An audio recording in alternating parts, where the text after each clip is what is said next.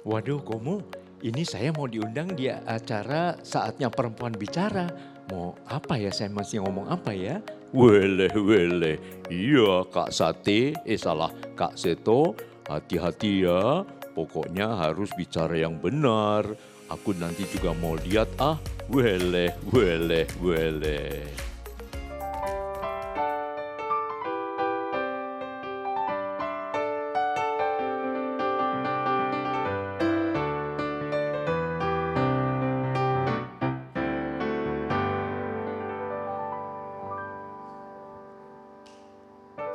Selamat malam pemirsa, senang sekali kami bisa kembali hadir ke hadapan Anda. Tentunya dengan obrolan-obrolan ringan, inspiratif dan mudah-mudahan memberi semangat untuk memulai hari Senin besok. Dan tentunya di acara ini, di Saatnya Perempuan Bicara, saya tidak sendiri, saya ditemani oleh para sister saya yang cantik-cantik dan seru-seru. Yang pertama adalah Gina Vita. Halo, assalamualaikum. Dan juga Sahila Hisham. Hai, ketemu lagi. Hai girls, gimana kabarnya minggu ini? Alhamdulillah sehat dan tentunya semangat karena bertemu kalian kembali. Oh iya, benar-benar. Yang pastinya harus sehat terus, Sehat. amin. Tapi sehat tuh gak cuma badan doang loh, gak boleh stres juga. Tapi ya kalau misalkan ngomongin soal stres kayak gitu, aku tuh jadi inget sama ponakan aku. Oh iya. Kenapa? Aku tuh pernah ya ngalamin ponakan aku tuh tiba-tiba nelfon ke aku. Nanti aku gak tahu aku harus ngapain lagi di rumah. Karena dia kayak ya sekolah online gitu, Iya, tapi kan iya, biasanya iya. pulangnya sore gitu. Bisa Tapi main sekarang dia bareng-bareng sama temen-temen ya. Iya, ketemu sama Iya. teman-temannya.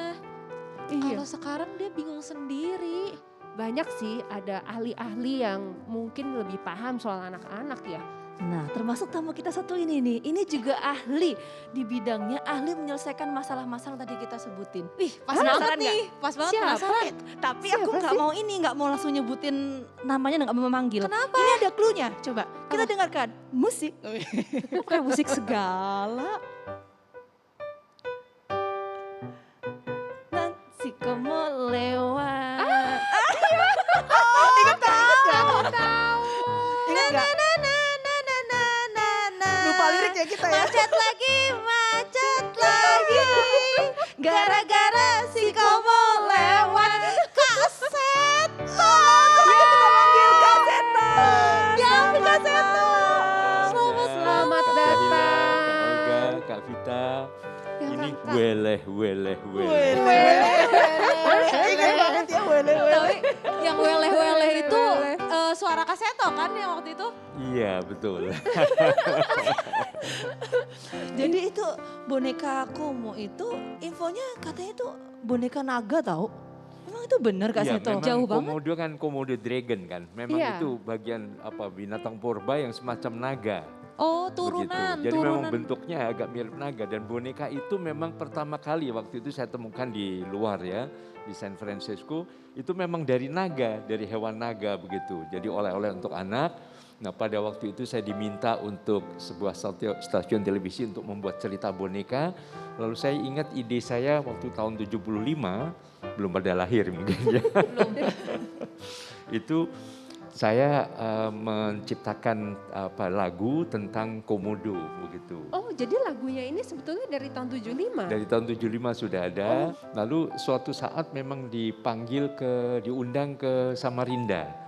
Nah, waktu itu supaya kelihatan besar, akhirnya kami sudah menciptakan boneka komodo besar dan diisi manusia begitu. Jadi semacam Barney begitu. Oh Iya, iya, iya, yang iya. gedenya. Iya. Tapi kenapa kepikiran wah harus besar gitu?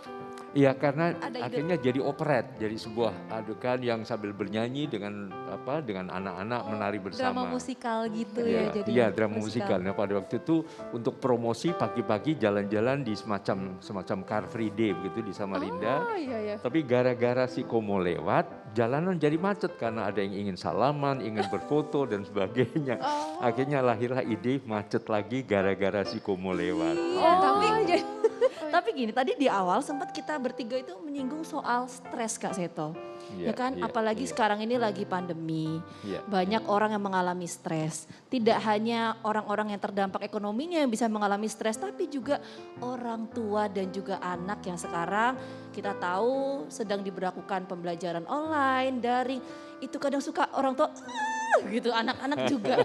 Nah itu gimana Kak Seto caranya tahu bahwa anak-anak ini mengalami stres, itu seperti apa sih mendeteksinya?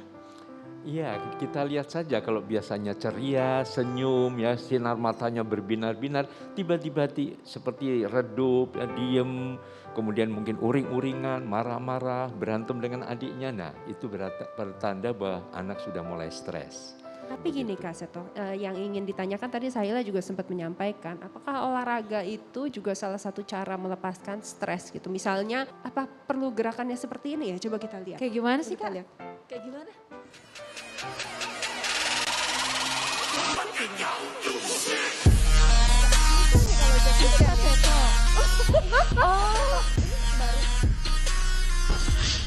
Oh no! Waduh. Ini beneran Kak Seto?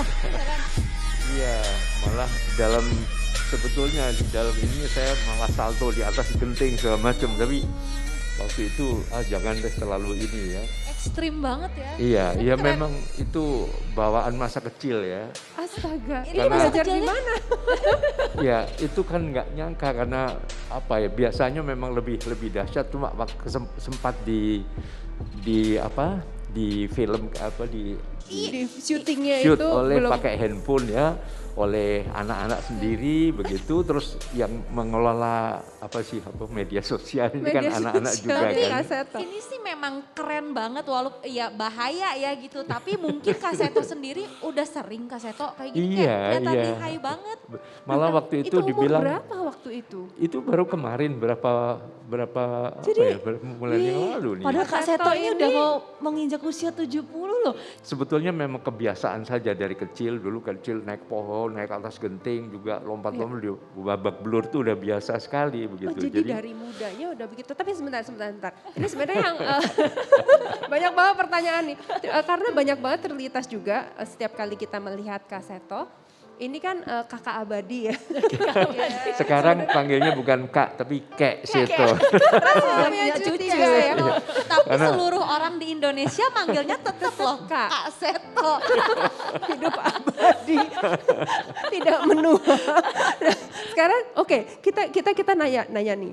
Rahasianya apa? Adakah jamu tertentu, obat-obatan, kebiasaan? Berbagi nih. Berbagi, kita jadi berbagi. tahu. Gini, saya sering ditanya apa sih resepnya? Saya resepnya selalu gembira. Tapi gembira ini singkatan dari huruf-huruf GEMBIRA. Iya. Apa tuh? G adalah gerak, jangan mager. Oh ya gerak. Jadi nggak saya tiap pagi itu sekarang ini dalam usia yang sudah hampir 70 minimal 70 push up. 80 kali. 80 push up. Iya, jadi memang udah biasa begitu dari dulu. Saya umur 45 tahun itu nggak bisa diem, lompat sana, lompat sini, naik atas pohon, kepala Hiperaktif jatuh, gitu kepala ya? di bawah, bocor, dijahit, makanya pakai poni untuk nutupi jahitannya nih. Jadi Oh, jadi ini model rambutnya memang sengaja sebenarnya karena sengaja untuk nutupi, Oh nutupi, ya. pantesan. Kak Seto, tadi kan gembira itu kan gerak. G, agak. Ya G gerak. Nah, E adalah emosi cerdas. Oh, Jadi maksudnya emosi gimana nih? boleh nggak? Boleh. Saya pernah emosi boleh, tapi emosi cerdas dikeluarkan, tapi dengan cara yang cerdas. Jadi saya pernah marah nggak? Marah kepada anak. Cuma kalau saya marah bukan tadi membentak, memaki tadi. Sayang, ayah marah. Waktu itu kan janji kan mau belajar sama-sama.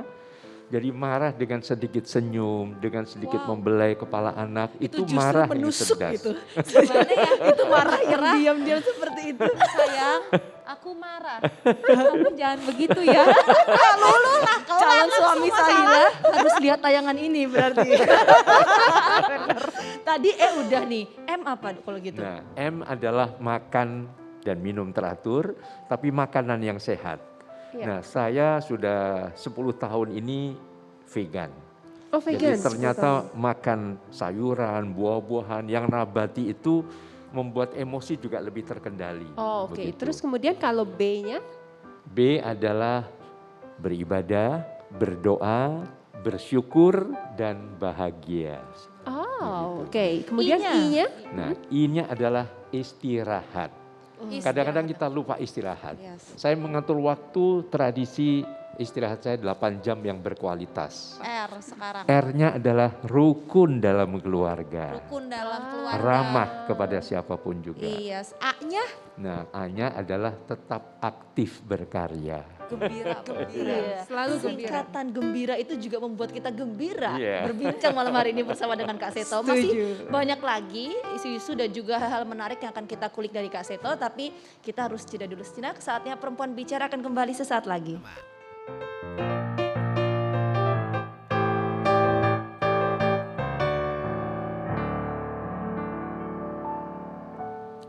Terima kasih masih tetap setia di saatnya Perempuan Bicara. Nah, masih sama Kak Seto nih. Kak Seto, aku tadi penasaran nih, tadi di segmen awal sempat bahas sekarang bukan Kak Seto lagi tapi Kak Seto. Emang cucunya berapa? Cucunya? Iya. 3, alhamdulillah sudah 3. Udah 3. Iya. Umur berapa aja? Nah, yang terakhir 7 bulan. Yang kedua, yang nomor 2 itu 5 tahun. Yang paling sulung? Yang pertama hampir 7 tahun. Hampir Nah, ini 7 ya. tahun. Ya. Hampir 7 tahun. Ih, kebayang Ah, gak sih iya. punya Lucunya. kakek kayak Oh, Kak iya. Seto? Seru Iya, banget belum. pasti. Kakek Ebel ya. Kakek Kakek Ebel. Ini gimana kalau urusan cucu-cucu seberapa terlibat Iya, Kak Seto memang dengan sangat mereka? dekat ya, karena kami tinggal bersama dalam satu, ya kita Satu kompleks gitu ya? Oh, satu rumahnya kompleks tuh deketan. ada 3 rumah lah 3 bersama. Lalu ya dia tinggal di Kedua situ anak, juga. Jadi nanti bulan depan tuh memperingati 3 ini yang paling kecil 7 bulan, yang nomor 1 7 tahun, yang kakeknya 70 tahun. Oh, bisa barengan gitu, Itu seru banget. deket-deketan, Iya. deket-deketan ya. Iya. Nah, tapi yang aku penasaran tuh tadi kan Kak Seto sempat bilang gitu, kalau marah tuh caranya Kak Seto, ya ampun baik banget gitu.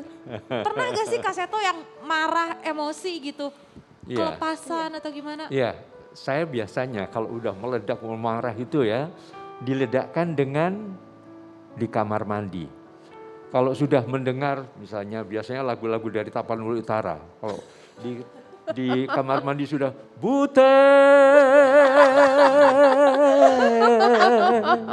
di pengungsian. Nah, wah ini ayah marah. Ya Allah, marah aja nyanyi. Iya. Merdu banget lagi. Contohnya kayak ke kamar mandi gitu. Iya, artinya semua sudah dikendeng-kendeng marah udah, tapi misalnya masih mungkin kecewa, mungkin apa karena berbagai permasalahan, kadang bukan dari rumah ya, tapi sumber dari luar. Iya, suka kebawa. Udah diledakkan aja, jangan ditahan-tahan.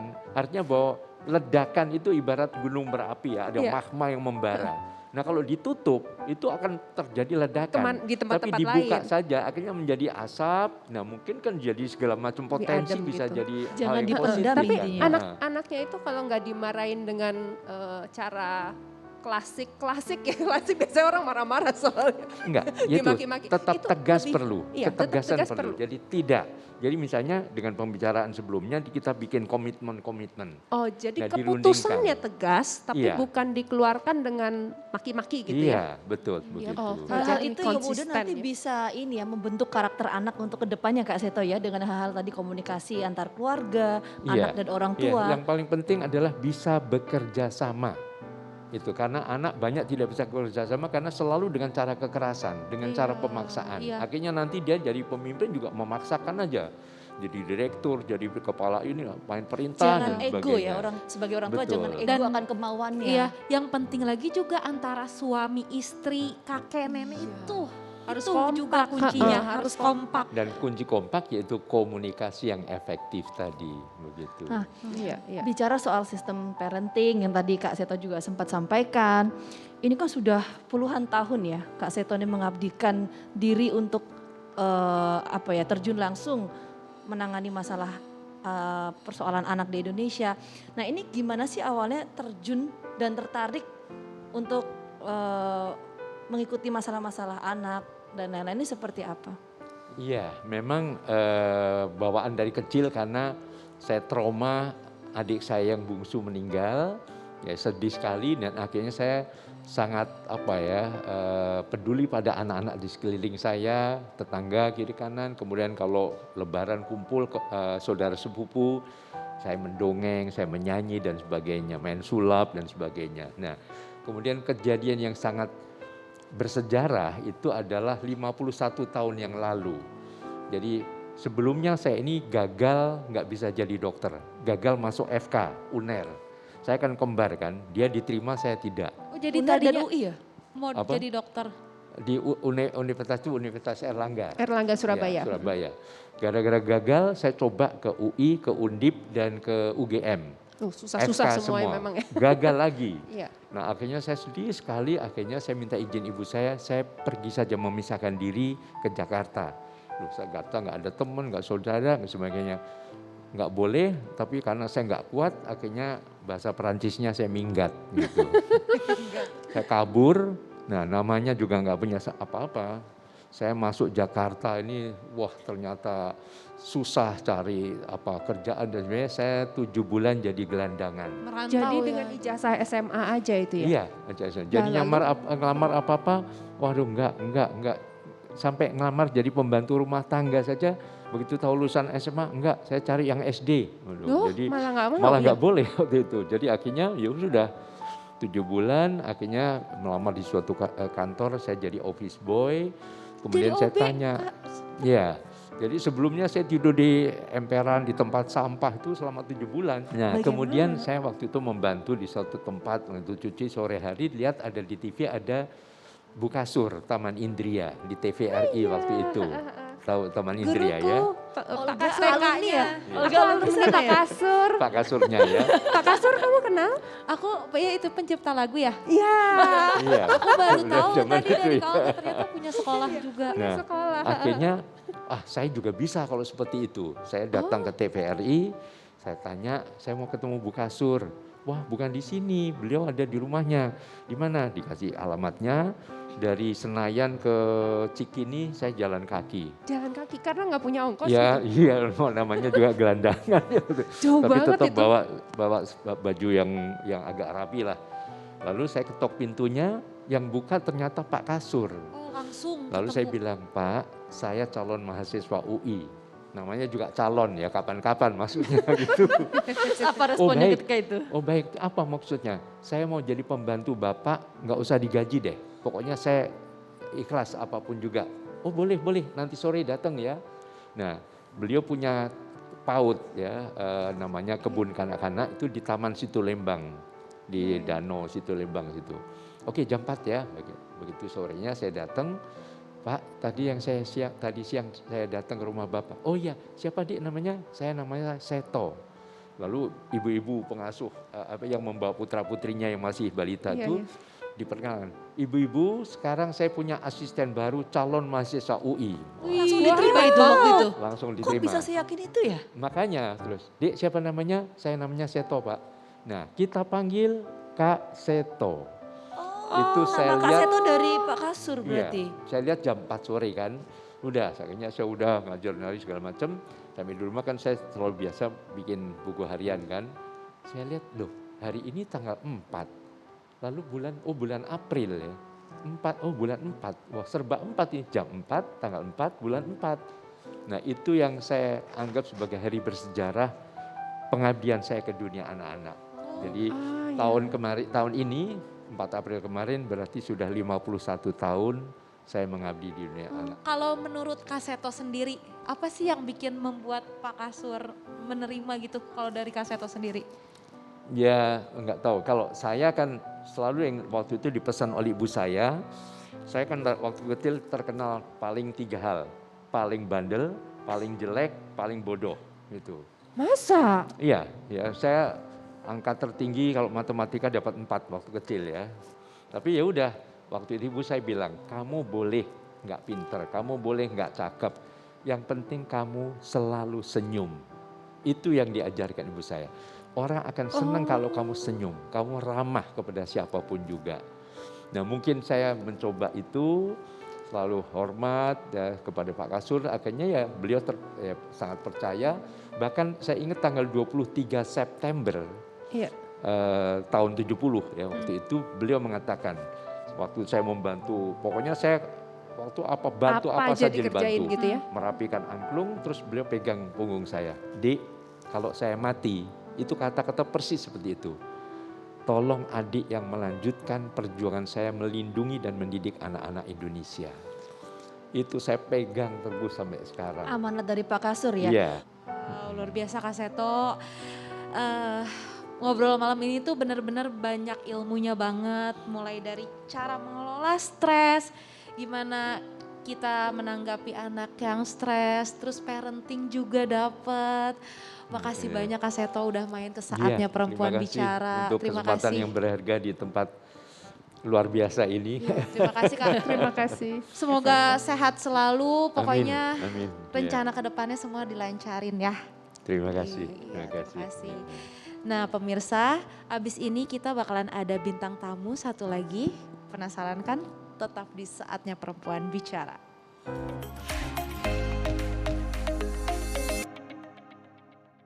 Hai, ini nggak tahu gimana ceritanya tiba-tiba aku dijadiin rebutan pertanyaan oleh 3 perempuan yang keren-keren sih. Mau tahu? Yuk kita nonton aja Saatnya Perempuan Bicara.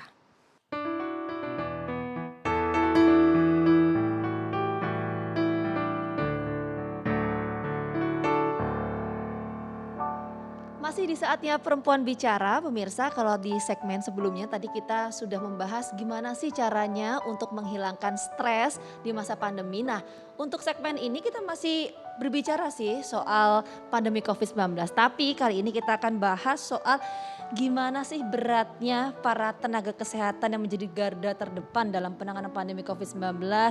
Kerjanya ini seperti apa? Kita pengen tahu kan pastinya. Iya pengen Betul, tahu banget, betul. apalagi kalau misalkan bisa ada nakesnya yang langsung diundang gitu, ada bisa. Iya, supaya kita bisa mendengarkan langsung dari orangnya gitu Iya. yang betul-betul merasakan dan bertugas di garda depan gitu. Seperti apa sih situasinya gitu? Nah, langsung aja nih. Kebetulan tamu kita nih malam hari ini ada seorang pahlawan, ya kan, pahlawan di masa pandemi. Langsung aja kita undang Dokter Debrina. Debrina. Oke, Dokter Debrina. Halo dok. Halo, Dok. Halo Apa dok, apa kabar? kabar? Silakan. Dok, Waduh, ini kelihatannya langsung dari rumah sakit nih. iya maaf dok, ini emangnya aman ya? Masih pakai apa ini baju Baju Oka. baju okap? Iya. Ini Okap. kita bilangnya ini baju Oka. Oka tuh ruang operasi kan. Jadi kita biasanya pakai ini memang kalau lagi di ruang operasi Iya. atau di IGD. Tapi oh iya maaf, ini maksudnya aman nih beneran dari rumah sakit? Saya dari langsung? rumah kok. Oke. Tuh, Sahila tuh. Tapi bener loh kalau pasti ada orang yang reaksinya begitu. Pernah Bener, gak sih dok? tapi itu Orang- reaksi yang benar. Iya. Iya, itu reaksi yang benar. Tapi ini dokter beneran dari rumah kan, bukannya dari rumah sakit. Sengaja ke Saatnya Perempuan Bicara pakai baju oka. Iya. betul, Tadi betul, saya betul. kira pakai baju Oka ini mungkin baju yang lain masih di laundry. Karena nggak sempat Karena kan ngapa-ngapain. saking sibuknya kan, jadi sibuk sampai banget. lupa. Jadi dokter ini sudah berapa lama menangani pasien yang mengalami COVID-19, dokter? Kebetulan dari sejak COVID ada di Indonesia. Di aku Dari ya dari awal Indonesia. berarti? Ya, sejak Iya. 1 Maret itu ya. Iya. Jadi Iya, waktu itu dokter ini bertugasnya pertamanya di mana? Pertama kali di Wisma Atlet. Jadi Wisma Atlet. Jadi Iya. begitu buka dokter langsung bertugas di betul. sana gitu. Fresh banget waktu itu. Waktu itu. Nah, tapi kan itu kan sebenarnya tadinya bukan rumah sakit ya. Jadi tidak ada dokter yang sebelumnya bertugas di Wisma Atlet gitu ya. Jadi bagaimana bisa masuk menjadi dokter di Wisma Atlet? Daftar atau mau atau disuruh atau gimana? Waktu itu ada temen yang ngajak. Temen ini beliau memang salah satu pengurus di bagian ID. Di ID bagian untuk rekrutmen relawan. Dan Iya. waktu itu memang lagi dicari relawan dokter untuk ke Wisma Atlet. Waktu itu bilangnya ke keluarga gimana? Enggak, saya harus. Oh enggak, Apa? aku bilangnya waktu udah di Wisma Atlet. Jadi mereka Wah. udah ya udah. Terus waktu udah tahu di Wisma Atlet respon keluarga gimana? Pasti seperti biasa kan, jadi kan sebelum ini kan memang aku biasa di daerah kebencanaan dan biasanya memang akan seperti itu. Kalau lagi ada sesuatu, aku tahu pokoknya aku lagi di sini, bakal sampai berapa hari di sini, gak apa-apa ini sudah disiapkan bla bla bla bla. Pasti akan tapi responnya. udah nyampe di Tapi tujuan udah apa boleh nyampe, buat iya. gitu ya. Tapi ngomong-ngomong gini, pada saat bertugas di Wisma Atlet itu tetap bisa pulang ke rumah atau gimana? Waktu itu nggak bisa. Waktu itu itu sama nggak sekali 2 bulan di sana itu nggak bisa pulang sama sekali. Jadi ada asrama khusus gitu di situ. Ya. Oke, nah itu kan tempatnya baru gitu pada saat dengan penyakit yang baru. Pada saat menghadapi pasien-pasien apa sih tantangan terberat? Pakai APD ya sebenarnya. Pakai APD. APD. Enak banget ya dok. Berapa jam itu pakai APD dok? Waktu itu minimal 8 jam. Hah itu kalau mau ke toilet gimana? Tahan. Tahan 8 jam? 8 jam itu enggak ke toilet. Enggak, aku enggak sih. Kenapa? Karena Ini ada Karena apa? harus bongkar semua gitu. Enggak ada, iya karena harus bongkar semua. Jadi lama waktu untuk ngebongkar dan harus mandi lagi, disemprot-semprot lagi itu. Terus pakai APD-nya lagi, karena pakai APD kan nggak kayak kita pakai baju. Pakai Nah, APD harus sebentar, ini berlapis-lapis. orang-orang pemahamannya di luar juga pemahaman saya. APD itu kan baju dipakai ya mungkin berapa lapis, tapi sebetulnya apa aja sih prosedurnya? Kita pengen tahu bagaimana orang memakai APD. Pertama datang seperti ini, Pertama datang kemudian seperti ini, ya. Terus kemudian? kemudian pakai APD-nya. APD-nya satu lembar, satu buah. Satu helai, satu bisa- lapisan. bisa- Ini satu lembar nih itu. kayak yang di belakang ini ya Ini yang dok di ya? belakang ini ya. Iya lagi tidur itu, lagi kecapean. Tapi aku lihat nih APD tuh ada macam-macam juga ya dok bahannya ya. Enggak, iya gak sih? Iya ada yang. Ada yang dari kayak plastik, ada yang dari bahan ya. Iya, nah yang ini yang dari plastik ini yang lebih panas, bukan Panas. plastik Itu, sih iya, sebenarnya. yang- Sepanas apa sih? Level 1 sampai 10 deh Gini, skornya. sepanas Berapa panasnya? sampai kalau misalkan lagi jaga IGD atau jaga di ICU, aku yang ngilang, biasa aku bisa ditemukan di depan AC persis. Oh, Diem aja di depan AC. aku juga pernah denger nih APD itu katanya kalau misalkan sekali dipakai tuh langsung dibuang ya. Bener gak sih? Ada yang langsung dibuang, ada yang di reuse sih. Ada yang di Oh. reuse. Tapi kalau yang plastik itu Kalau ini kelihatannya dibuang ya. Iya. Nah, oke, setelah pakai itu pakai masker Masker 2 satu, lapis. dua lapis, terus pakai Google, kacamata, pakai sarung tangan, terus tutup ini pakai sarung tangan, sepatu pakai boots. pakai boots. Jadi nggak pakai sepatu kita, pakai kaos kaki biasa, pakai boots. Habis itu. pakai kaos kakinya kayak bisa dibuang gitu. Oh, kaos yang kakinya disposable. bukan kaos kaki biasa, Bukan. bukan. Kaos kaki khusus, Iya. kemudian pakai boots. Iya. Oke, kemudian setelah selesai bertugas, kan buka-buka terus bye-bye gitu, enggak? Atau gimana? Ada prosedur khusus? Biasanya kita bakal lewat ke satu tempat untuk semacam disinfektan dulu APD yang mau kita buang itu. Oh, Jadi disemprot-semprot dulu. Sebelum Jadi kita dibuang harus masuk, disemprot. Ya, heeh. disemprot dulu. Terus kalau yang di Wisma Atlet keren banget, mereka punya satu mobil yang dimodif gitu. Terus kita ngelewatin mobil itu kayak beneran disemprot di dalam mobil itu gitu. Jadi bayangannya kalau misalkan cuci mobil yang otomatis, Iya. nah dibuat semacam model Tapi seperti dibuat itu, manusia tapi, gitu oh, ya. buat manusia. Jadi keren banget. Dan mereka pakai yang bukan obat, sabun yang udah kayak emang military grade gitu kan. Oh, military grade. Jadi Iya. benar-benar membunuh virus dan segala macam. Tapi nggak sesek, nggak takut kena mata atau apa? Nah, sesek iya karena maskernya basah. Oh, Oh berarti lumayan basah banget. Oh, basah banget. Iya. basah banget. Jadi ini pengep gitu. Nah, setelah keluar itu, setelah basah, Baru dicopot pelan-pelan satu-satu. copot satu-satu. Dan ada caranya. Jadi dan ini kayaknya yang buat informasi juga.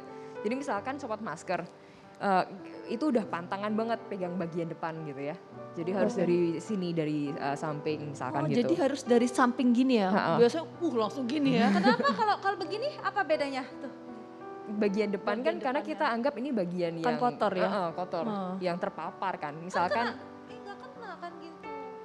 Tangannya sama ini ya, tangannya sama Untuk menghindari kontak dengan bakteri lah setidaknya ya dok Iya, ya. intinya Meskipun itu nanti ya. akan Dekat dilakukan hidung. proses desinfektan. bener ya. Oh, Oke. setelah masker kemudian Setelah masker baru biasa Google dulu, Google terus cap kepala.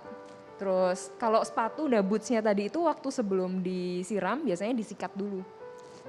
jadi pada saat dipakai Iya. masih disikat Nah, gitu. terus langsung direndam karena itu yang reuse kan. Oh, itu oke, reuse. oke. Itu reuse. Oh, Iya, setelah iya, copot-copot semua nih ya kan, pasti ganti baju aslinya. Iya, ya kan? ganti baju Mandi aslinya. dulu. Setelah ganti baju aslinya, kemudian langsung diperbolehkan pulang atau harus isolasi mandiri dulu dalam jangka waktu tertentu? Waktu di Wisma Atlet ya, Iya. jadi waktu itu memang penugasannya tiap beres kerja dalam masa periodenya itu, terus isolasi dulu di sana 2 minggu. 2 minggu? Sekarang 2 mungkin minggu. udah beda ya, cuman waktu itu gitu. Ada cerita apa sih yang paling membekas sampai sekarang gitu dan merasa bahwa ini sebaiknya tidak terjadi pada orang lain gitu? Ini cerita yang bukan di Wisma Atlet tapi di rumah sakit yang setelah di Wisma Atlet ya. Iya. Jadi ini ceritanya anak nih yang COVID. Anak Umur? yang masih kecil berapa ya? 3-4 tahun kali ya. Aku lupa Oh, berapa. balita, heeh. Masih balita. Terus orang tuanya kebetulan negatif dua-duanya. Jadi Negatif yang dua-duanya? positif cuman anaknya aja. Jadi ini ketularan dari siapa nggak tahu ya? nggak tahu. Harus isoman sendiri dong itu ya? Iya, nah makanya kan susah kan. Jadi Iya, terpisah sama orang tuanya. ibunya nggak tega. Akhirnya ibunya tanda tangan untuk ya udah saya tanggung jawab sendiri apapun yang terjadi ntar. Dan akhirnya masuk dan akhirnya ibunya positif. Untungnya tapi nggak apa-apa. Jadi Untungnya Iya. dua-duanya untungnya tidak dua-duanya selamat. selamat ya, jadi tidak fatal. Aduh, untung banget. Happy ending masih Happy akhirnya. ending ya. Cuman Aduh, waktu proses ibunya yang Di dalam itu, dokter yang ikut ngobrol, deg-degan dong. Iya dan ikut apa ya? Iya, sakit iya, hati iya, aja gitu kan, seorang kayak, ibu ya, pengorbanan seorang ibu. kayak ini harusnya nggak terjadi gitu loh. ya kan? Betul, betul. Baiklah pemirsa, nih ceritanya Dr. Debrina masih banyak lagi. Jadi jangan kemana-mana, tetap bersama kami di Saatnya Perempuan Bicara.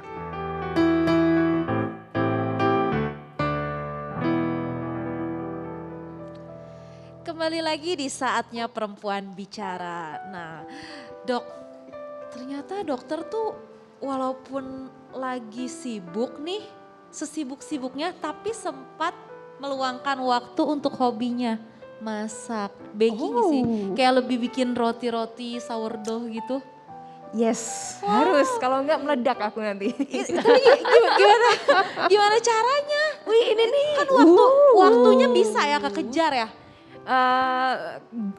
Tergantung sih, Ini memang hobinya dokter? hobi banget. Oh, Tapi aku sejak sebenarnya hobi kapan? dari awal sebenarnya dari kecil. Oh, dari kecil Hobi usia? masak sebenarnya dan makan. Cuman fermentasi dan sekarang sourdough itu tuh sesuatu yang menurutku beda gitu. Saya suka masak juga, tapi kalau yang ngebang-ngebang saya nggak bisa. Soalnya saya Agak trauma, susah ya. pernah bantet. Dan tapi nggak apa-apa kalau banget tapi enak nggak apa-apa Olga. Enggak, aku kasih anjingku nggak mau. Kadang buka PO kok. Oh, bukan Tapi ya gitu 2 bulan sekali 3 Mengikuti jadwal dokter. Enggak, mengikuti angka COVID. Jadi kalau angka COVID tinggi gini aku nggak bikin. buka tokonya tutup. Karena lagi sibuk ngurusin pasien. Tapi ngurusin pasiennya sekarang seperti apa nih? Ya satu Indonesia sama kayaknya. Pakai online gitu, pakai online atau datang khusus apa menangani dokternya sih sekarang? Kenapa? Dua-duanya. Dua-duanya online juga ya. Iya. Tapi sebetulnya ya kan ini sekarang kan dengan gagah berani masuk ke Wisma Atlet. Mungkin banyak orang bertanya-tanya, gila berani banget nih cewek gitu. Tapi ternyata Dr. Debrina ini juga udah terbiasa untuk masuk di lokasi bencana. Itu dari kapan? Dari sejak lulus apa jangan-jangan malah dari mahasiswa? Mungkin sebetulnya mulai tertarik dari mahasiswa. Ya. Nggak sengaja. Tapi yang benar-benar bikin aku jadi tertarik itu memang karena kebetulan aku pernah fellowship di Amerika dan di sana ambil emergency medicine. Ngambil apa? Emergency medicine. Emergency Heeh. medicine. Oke. Jadi karena fellowship di sana ambilnya emergency, lihat banyak cara orang Amerika menangani emergency dan kebencanaan yang menurutku keren banget gitu ya. Dan lumayan terketuk gitu ya. Indonesia ini kan supermarketnya bencana alam ya kan. Kita Betul. lokasi secara geografis kita itu baik banget bencana alam. Memang lokasi bencana ya. Jadi aku pengen balik ke Indonesia untuk memang mengaplikasikan itu semua gitu. Dan emang untuk nambah ilmu dari kekayaan kita ini gitu. Dari apa yang ada di geografis kita ini gitu. Oke. Jadi abis balik dari Amerika itu memang langsung kebetulan waktu itu ke Pulau K. Ke Pulau K ini tapi bukan untuk bencana ya. Cuman memang di sana ada teman yang mengurus suatu klinik untuk masyarakat di Pulau K. Di saat yang lumayan bersamaan, gak jauh dari itu, mulai banyak bencana. Jadi yang waktu itu Lombok, terus Palu, Yang Suna. Oh, Iya. oke. Gimana, Ini Dok? lagi di mana? Ini di mana? Ini Pulau K. Oh, Pulau K. Mana ya? Aku Ini di lupa loh. kliniknya ya? Oh bukan, ini di rumah orang di Pulau K. Oh di rumah Ya orang. Iya. ampun. Itu bawa apa? Itu Kursi bawa roda. kursi roda yang aku PO dari dari Pulau K sampai Jakarta 30 hari baru Ya nyampe. ampun, di sebelah kelapa juga. Multi talenta ya. Itu katanya rumah sakit di sana cuma satu ya, Dok ya? Iya, ada beberapa puskesmas, cuman yang lumayan besar yang tempatku di sana. Memadai nggak tuh fasilitas kesehatan yang ada di sana? Tergantung definisi memadai apa. Cuman nih kalau Tapi- buat bayangan aja nih ya. Jadi aku merasa tiap kali aku ke daerah itu itu ngingetin aku untuk bersyukur banget ya sama apa yang kita punya di Jakarta, apa yang kita punya sekarang di sini lah gitu. Di sana misalkan ada pasien yang kejang misalkan ya, anak demam kejang gitu. Karena terbatas sekali obat dan oksigen pun terbatas di sana. Kalau di sini kita oksigen terbatas, udah panik setengah mati. Kalau di sana selalu terbatas. Ya. Itu kita Sebelum harus, pandemi pun juga terbatas iya, ya? itu kita harus ke pulau seberang untuk merujuk pasien. Seberapa jauh tuh? Ke pulau seberang, Heeh. tergantung ombak. Apa? Tergantung ombak. Tergantung ombak. Tergantung ombak. Oke. Jadi kalau Iya, ombaknya, harus nyebrang. ombaknya oke, itu 1,5 jam naik kapal bisa. Oke. Kalau kaptennya ada ya, kalau biasa kaptennya juga nyari dulu Ada kamu. jamnya dan sebagainya gitu Iya. ya. Jadi intinya lama gitu ya kita untuk merujuk pasien ke rumah sakit yang beneran rumah sakit gitu. Itu harus nyebrang pulau dulu gitu. Nah, kita melihat nih kita sudah memasuki tahun kedua ya. Dan kita memang berharap dengan vaksin yang demikian cepat, mudah-mudahan pandemi ini segera berakhir. Tapi beberapa negara juga yang sudah mulai mengatakan bahwa sepertinya kita beneran harus hidup bersama COVID-19 Berdampingan dengan ini corona. gitu. Nah, bagaimana supaya kita bisa hidup bersama dengan COVID-19, tetapi juga aman dan tidak membebani nakes, karena kan kita melihat nakes juga sudah Kasihan banget. kelelahan, sudah overload gitu, dan banyak sekali kasus fatality terjadi di tenaga kesehatan kita. Mungkin Dr. Debrina bisa menyampaikan ke masyarakat apa sih bagian kita, apa yang harus kita lakukan, peran masyarakat sehingga mengurangi beban nakes gitu. Karena nakes kan sudah menjalankan tugasnya mengobati orang gitu. Tapi kalau kita sebagai masyarakat apa yang harus dilakukan? Sayangnya yang bisa aku ngomong cuman pakai masker, jaga jarak, kurangi mobilitas, stay home gitu ya. Terus jaga kebersihan lagi gitu. Lagi-lagi itu dan vaksin. Gak ada yang Dan vaksin ya, iya. seberapa jauh vaksin bisa menyelesaikan pandemi? Kalau dibarengin dengan prokes yang ketat bisa banget. Itu jawabannya justru gitu. Bukan obat-obatan apapun itu. Jawabannya adalah itu. Berarti memang harus dijalankan dua-duanya, vaksin iya tapi protokolnya Prokes juga. tetap harus. Iya. Karena negara-negara lain ini kan yang berhasil mengendalikan COVID-19 adalah yang berhasil mencapai herd immunity karena vaksin COVID-19 ya, Dok ya? Dan tetap mereka berprokes. Iya, itu harus didampingi. Sekali lagi, senang banget ya hari ini bisa ngobrol sama dokter. Banyak sekali pencerahan dan juga informasi-informasi yang harus diserap oleh masyarakat. Termasuk juga bagaimana kita harus mensyukuri hidup, diberikan kesehatan yang sekarang ini harganya tentu mahal sekali apalagi di tengah pandemi COVID-19 seperti saat ini. Sekali lagi terima kasih dokter. Ada satu hal yang memang harus kita ingat pemirsa, di tengah pandemi COVID-19 jaga jarak itu wajib, tapi jangan berjarak terhadap kemanusiaan. Sekali lagi terima kasih, kami berempat pamit, sampai jumpa di saatnya Perempuan Bicara berikutnya.